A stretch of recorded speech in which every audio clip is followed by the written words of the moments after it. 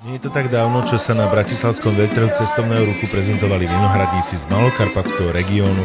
Práve tam už niekoľko rokov úspešne funguje tzv. Malokarpatská vína cesta ako celoročný program podujatí viazaných na činnosti spojené s pestovaním viniča a výrobu vína, vrátane gastronomických špecialít. My sme sa snažili ako postaviť na tom, čo je jedinečné v Malokarpatskom regióne, je to vinohradníctvo, vinárstvo a popri tom je kultúra, tradície, história.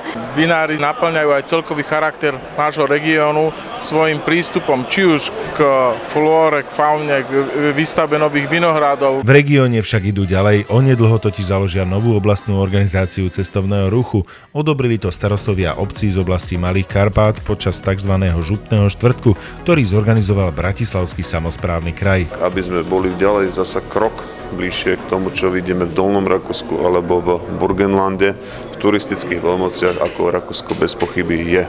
Je to vlastne využitie nového zákona, kedy možno čerpať prostriedky od štátu, keď sa združia obce, mesta a zároveň miestni podnikatelia na rozvoj cestovného ruchu. Toto je meka kultúry celého Bratislavského samosprávneho kraja. A pokiaľ chceme, aby tí ľudia neboli v sieti proste nezamestnaných a nebrali podporu, tak im musíme vytvárať také podmienky, aby v tých malých rodinných prevádzkach sa uživili. A na to, aby mohli podnikať a predávať tie produkty a služby, im nestačí len miestne obyvateľstvo. A tých turistov im niekto musí doniesť. A kto sa má o to starať?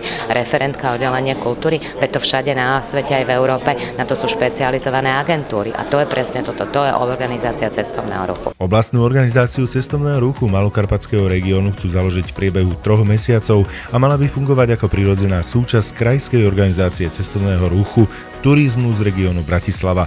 Podobne ako v iných častiach Slovenska chce propagovať a organizovať cestovný ruch v rámci regiónu. Sme úplne na začiatku, je nové zastupiteľstvo, ja som taktiež v prvom volebnom období primátorom a tie rokovania so samosprávami aj z BSK sú iba na začiatku. Súbežne s tým chcú tento región zatraktívniť novou cyklotrasou. Tá prvotná myšlienka vyšla z dola, to čo som povedala, zo strany obcí, združených v Malokarpatskom regióne, alebo my hovoríme, že pod Malokarpatským oblúkom a samozrejme existujúcich podnikateľov, čiže stávame to na tom úspechu, ktorý má Malokarpatská vinná cesta. V súčasnosti fungujú na území Bratislavského kraja 4 organizácie cestovného ruchu.